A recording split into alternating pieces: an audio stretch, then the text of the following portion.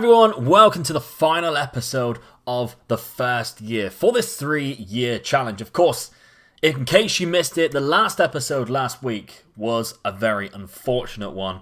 We played a semi-final in the FA Cup and a quarter-final in the Champions League, which we lost on aggregate to Chelsea, of course. Our main rivals, Chelsea, in this 06-07 database from the Mad Scientist. Again, the link is down in the description if you want to try it. I'm gutted about that semi-final loss. Like, the Champions League, I can take. Like, they were better than us in the first leg. They are a better side right now. We're not playing the best football. Like, I'm still toying around with the tactic. I've tried something new, which you'll see in a sec, and so far, so good, as you can see from the results on your screen. But that Blackburn game cut me deep. Benny McCarthy, I mean, yes, he was good, but Jesus Christ, he wasn't that good. Anyway, since that horrendous two losses in the Cups, we played Arsenal straight away. And if you remember rightly, Chelsea dropped points. They drew a game, so we really need to capitalise on them dropping points if we want to win the league. We've got 3 games left. If we want to win the league, we need Chelsea to lose a game and beat Chelsea, because we've got them in this episode. But we've also got West Ham and Portsmouth, 2 extremely difficult sides in the league. So I'm not counting my chickens anywhere close yet. We drew against Arsenal, though, 0-0, the first time that we started using this new tactic, and without Adriano, who was injured. So I see that as quite a good result. We then beat Watford 3-1. Adriano made his comeback, scores 2 goals. Of course he does. We then beat Fulham 1-0 in a tough game. Nemanja, right from the off, 4 minutes in, I thought this was going to be brilliant. We didn't score after that, but we held out for the victory, so I'm pleased. We then played Liverpool in the rivals, the derby rival. What is the Man United-Liverpool derby called? I don't know. I'm a Man United fan, I still don't know. I just know it's like a derby game. But anyway, they went 1-0 up with Harry Kewell, but we pulled back with 2 first-half goals with Yildiray Bastek and Lucho Gonzalez. 2 great goals as well. So, today, we have a look at the league. We find ourselves 6 points behind Chelsea, and we've got to play Chelsea. So we're leaps and bounds ahead of Arsenal. They've really stepped off. So second is probably guaranteed to be ours. We've already guaranteed Champions League football. That's good. We've been given our budget, and holy moly, 94 million. It was 100 and something, but I have signed a player. Yes, I have. Actually, I've signed 2 players. We're waiting on 1, though. I've signed 3 players, and we're waiting on 1. So you're getting a little bit more of the action for next episode right now.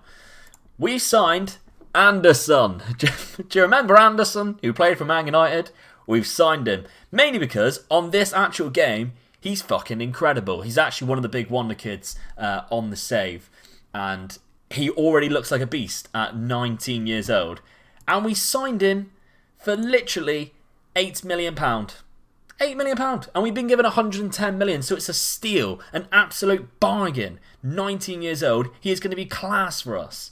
Cannot wait to use him next season, and redemption is what I'm going to call Anderson's career in this 3-year challenge. Of course, we got to wait a while before we get Antoine Griezmann, who actually no, he arrives soon. He arrives soon as well. We got to wait 3 years, which we won't see for Neymar. Let's have an update. Still, nowhere near as good as the Neymar we know and love. Right, but first of all, we're waiting on a work permit for someone who's coming from Santos as well. Claudio Maldonado, £5 million release clause. He's 27. How good is he? If we can get the work permit done, which I don't think is going to go through because he needs to play like 75% of the games from Chile and he's only played 40. If we can get that on an appeal, he's going to be vital for us. As like a backup or as a starting, I don't really know. But Claudio Maldonado, incredible player. Oh yeah, by the way, I don't know if I said yet, but I signed Phil Jones because it was a free transfer and it's Phil Jones. Just thought it was hilarious. He has 2-star potential ability. It's costing us nothing. It's just funny, isn't it, to sign Phil Jones. Outside of that, right, this is the funny side of things. I tried signing, because at right back, at the minute, we only have Gary Neville, really, and he's 32. And yes, he's really good, but he is 32, and he's starting to decline already. especially like pace-wise and stuff like that. His potential and his current ability's gone down as well. So I tried to sign Dani Alves. Now, if we have a look at Dani Alves, probably the best right-back on the game, and he will still improve. Unbelievable attributes, isn't it? Every time I see it, I just think, Jesus Christ, maybe I should have gone for it. However, when I went to secure the deal, Cristiano Ronaldo, my Ronaldo, came to me and was furious with me trying to sign Dani Alves because he hates him. Now, this must be not from 2006-2007. This must be from present day. Of course, Dani Alves in real life went to Barcelona after this, which you all know. Ronaldo played most of his time on the left for Real Madrid. Being marked by Dani Alves in every El Clasico, that's probably why they don't like each other. However, this is 06-07. They have not met yet. Unless in some sort of like Champions League game, which I didn't know about or can't remember, where Dani Alves wiped out Ronaldo early on. So I had to look for other options instead of Dani Alves. And I think I found our man. I think this guy is just as good. And that man is Rafinha. Now, he comes from Schalke. He's a year younger. Still Brazilian. Still plays in that right-back role. And I think, other than a few mental attributes, he's just as good, if not better, in the technicals. Still 4.5 star, and he was cheaper. So Dani Alves was going to cost me roughly about 38, which would have been okay. But Rafinha is only going to cost me 23, and he's on a lower wage. So I actually think Cristiano Ronaldo's done me a favour there. And I don't think, maybe I would have gone through with it if it weren't for the fact that I knew Rafinha was also an option. So I accepted Ronaldo's wishes, went for Rafinha instead. And it looks like, well, we could have our man. It's a deal still being done. But I think that's a very good signing indeed for next season. What I am looking for as well, I'm slightly going off topic now, is Gabriel Heinz is 29. Will he last 3 years? I don't know. He's unhappy as well. He wants a new contract. Valencia wants him. Can we do the same on the left side? Can we get someone better in on the left? I don't know. Let me know down in the comments what you do. But I think maybe that could be an option for us too, going forward. Now, for some reason, we keep getting injuries. That's John O'Shea injured. Tom Cleverley, who is nowhere near our side yet. Chelsea is playing in this day. So, we need them to drop points. Aston Villa, can you do us a job? Because if Aston Villa win, and then we beat Chelsea, it's up to goal difference. And I don't... No, I mean, they've got far better goal difference. So, we really need a big turnaround. Will it happen though? No. So, could be that over. Could be. I'm not quite sure. We'll see. Still, I do think it's quite exciting to play these last two games just to see where we end up in this 3-year challenge. Of course, this is now the only series running on the channel because Conquering Scandinavia was the final episode. We finally did it. We finally conquered Scandinavia. And what an episode it was indeed. Cup final in that as well. What a perfect way to end off an amazing series. So thank you everyone who has watched that from the beginning to the end. Thank you everyone who's caught up and all that good stuff and give it some support. Please show the same support for this series because this series, a 3-year challenge, once this is over, we have something very special indeed coming your way. Might even be coming sooner because obviously lockdown, I'm not doing anything. Might as well. But West Ham, they have an incredible side. They have Carlos Tevez. And remember in real life, Carlos Tevez saves them from being relegated. It causes a lot of controversy. And then right after that, he signs for Manchester United. I thought about it. Believe me, I have thought about it. Now, okay, we have Ryan Giggs out injured. We have Cristiano Ronaldo out injured. We have Iniesta, Wes Brown. We have so many injuries. It's so lucky that we managed to sign a few players in the January transfer window. Else we would be screwed. We also have Kuszczak out injured as well for the rest of the season too. Ron Robert Zeiler, if you remember, used to play for Man United. And he's come on leaps and bounds already this season, which tells me I think he could be really good on this game. I'm actually considering using him as like a full-time goalkeeper next year instead of Van der Sar. I just got a feeling that might be... I don't know. I don't know, really. Okay. Now, I'm going to chance Gary Neville at right back on 89%. This is exactly why we need a second right back because we got no one. Wes Brown, John O'Shea, both injured. Not good timing. So, he's going to have to do Vidic and Ferdinand. Although I prefer it that way round, Ferdinand as the cover. This is my new tactic that I have built. It is an isometric tactic because normally you'd see this man down here and it would be a very attacking 4-3-3. However, Wayne Rooney suits to be up here, and I'm adapting to what we had before. I like the fact we have 3 in midfield because I do think we got overrun in the last couple of episodes when we played teams like Chelsea. When they had 3 in the middle, we did get overrun. However, this time round, we've got Scholes as a mezzala, and the mezzala job role is to sort of play in the midfield but also cover on the wing, and that's what he's doing because we don't have a winger here. And Wayne Rooney is sort of over there, and we do have Gary Neville, of course, just on support. So hopefully, in regards to the 3 of these, they can cover 2 players coming down here. That's what my thinking is. And then, of course, usually we'd have Ronaldo over here. He's out injured. So Bastet can do a job there. He's been playing here in the mezzala role and doing very well. So I want to make sure I give him some more game time. Make sure he's playing as much as he possibly can whilst Iniesta is out for the rest of the season. Lucho Gonzalez in that box-to-box midfielder role is going to be crucial for us. And a deep line playmaker, Carrick, may also look to sign one more. Of course, I'm trying to get Maldonado in, which I don't think will happen. If I can't get him in, I do have options, including Owen Hargreaves, who, of course, Manchester United signed in real life. I've been scouting him. And I just like the feeling of signing players that they did in real life at the same time. So maybe in the 3rd season I get Berbatov, who knows. Gabriel Hines on the left. Bastek on the left, and of course Adriano, who has been doing absolutely phenomenal up front. 33 goals. But I've been blabbering on enough now. If this tactic performs well, I will make it available for everyone to download, but let's not go too hasty yet. It's done well for me so far. They have Mascherano, who is very good indeed at 22 years old, and then they have Carlos Tevez. What a signing that man would be if we did manage to get our hands on him. But I don't think he's going to be cheap whatsoever. So, here we go, boys. It does look like our championship dreams are over. And so far, in this 3-year challenge, no trophies. But we've come close in definitely 2 of the things. Oh, for fuck's sake. Rio Ferdinand's pulled his knee ligaments, and he wants to come off immediately. I don't think we have a substitute. We have Sylvester. We're going to have to do that and do that. It's not gone our way injury-wise. Not gone our way injury-wise. So yeah, we've come close in definitely 2 of the competitions. And this, potentially, if we do well against Chelsea and here in the last 2 games, you know, we could lose out on goal difference by the looks of it. Come even closer. Bastek now. Creating chances. There's Sylvester. On as a sub. Immediately. Adriano. Of course it is.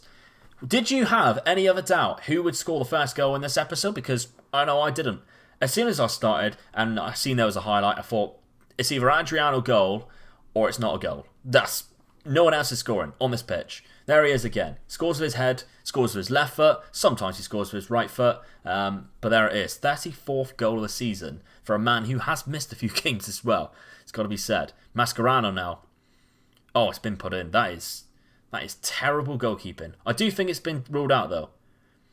Erby Emanuelson, who is a wonder kid on this game as well, they've picked up. It's a good signing. It has been ruled out. Half time then. Not much else has happened. They have looked to go attacking twice, I've seen my assistant say. So we've got to be wary of that. They're not like exactly backing down to us. Got Cavani on the bench, who has been causing some trouble. I have been looking for a 4th striker because I am thinking of getting rid of Luis Saha. He scored 1 goal all season. And Alan Smith, I just don't think is up for it. For some reason in this version of Football Manager in 2007, everyone was like an elite style of player who was half decent. So there are some incredible players on this game.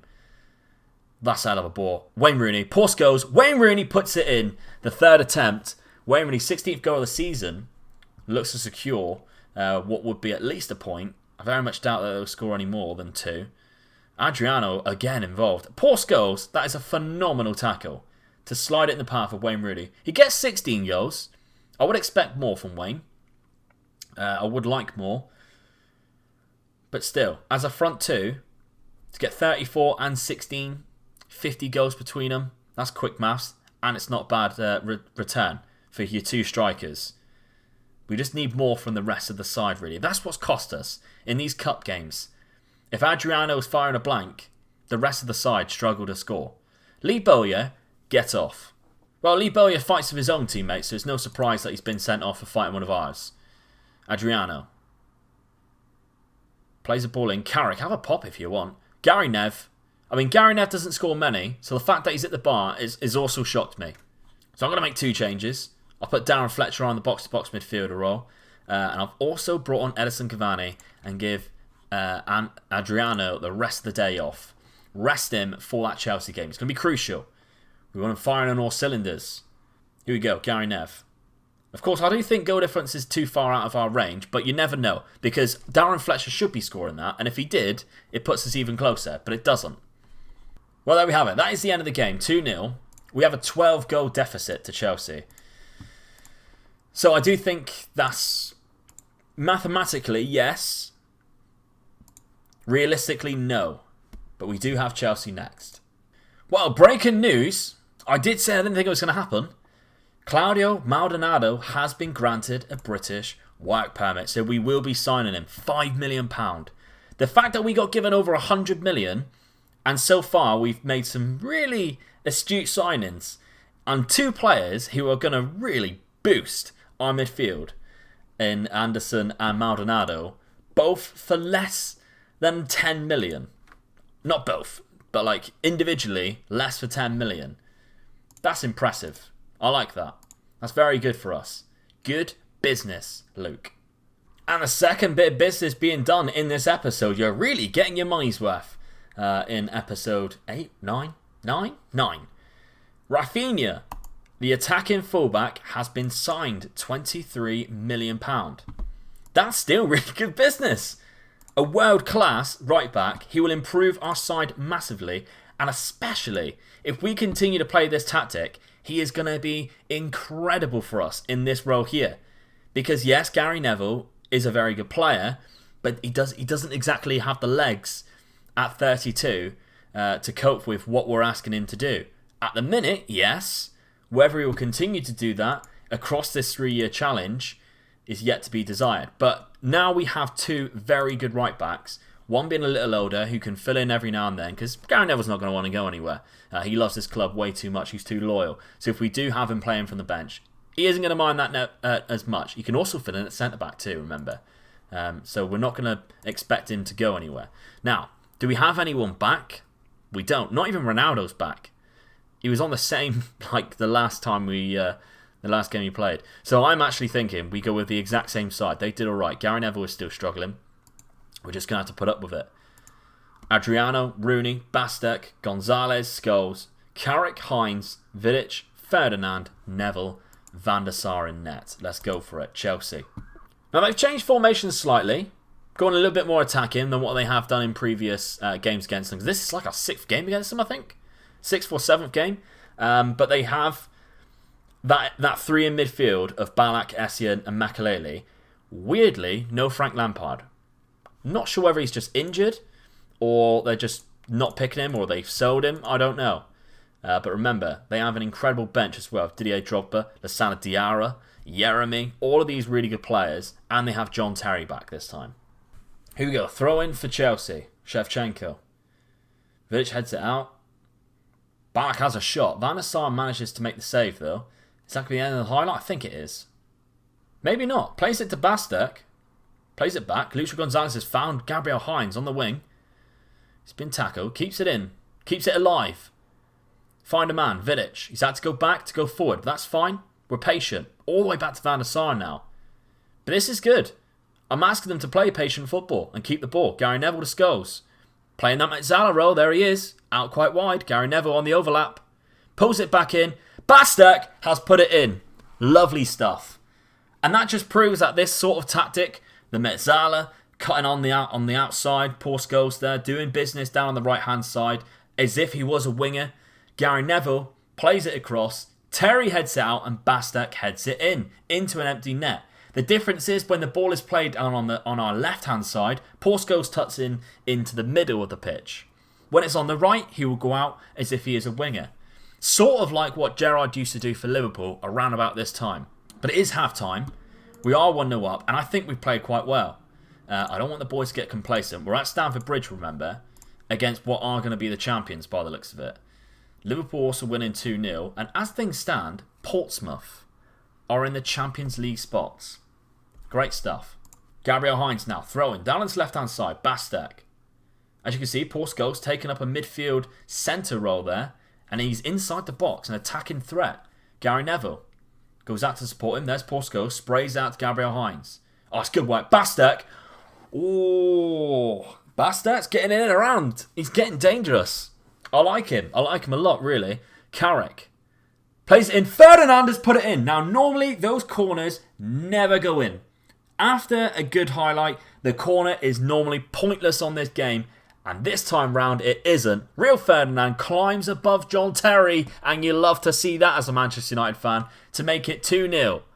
Now, while it is 2-0, I think I might take the opportunity to bring on Cavani.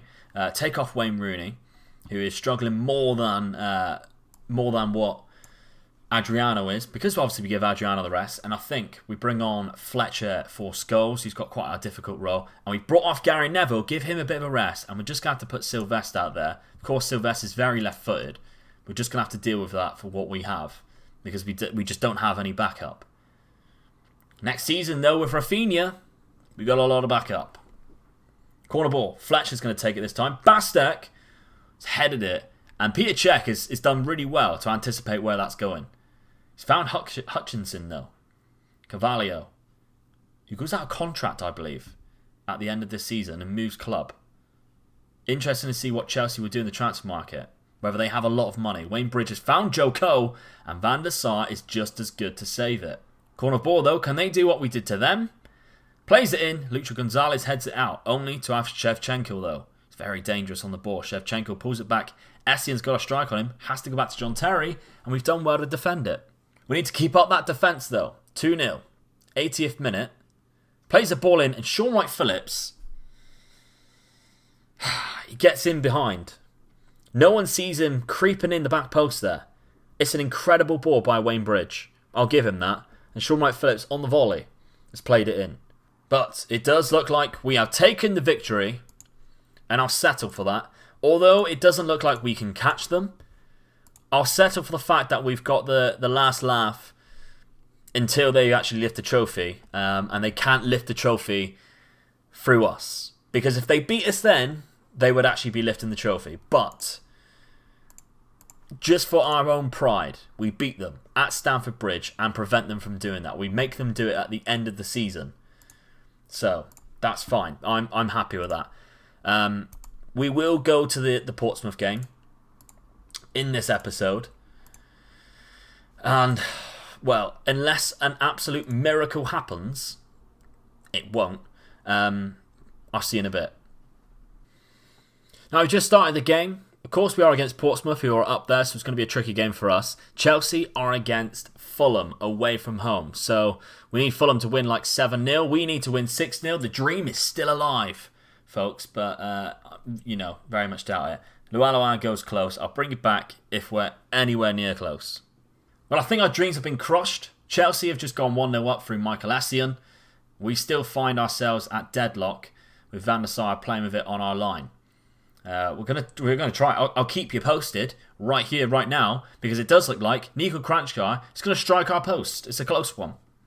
Well, we've actually gone 1-0 down. Andy Cole, of all people, has set the goal up for Matty Taylor. What a legend Andy Cole was for Manchester United, even though he only spent a very short period of his time, considering of his career here. And he also played for a lot of our rivals. He's still considered a legend.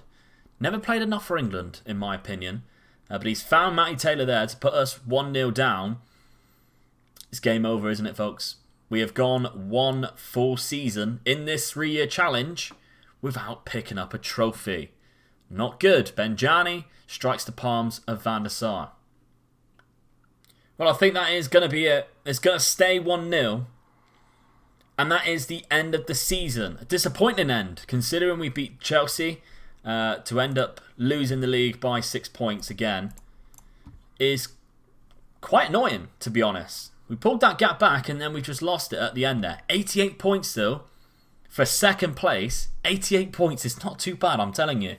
But unfortunately, that is it for this season. I'll bring you back at the start of next year at the start of the new season. Hopefully we've brought in some more signings, including Rafinha, Griezmann, Maldonado, Phil Jones. Hopefully we brought in some more as well as those players there. But my name is Omega Luke. Please drop a like on the video if you can. Subscribe to the channel if you haven't done so already. And I'll catch you for the next episode at the start of the new season. See you soon. Bye-bye. Hey you. Yeah, you.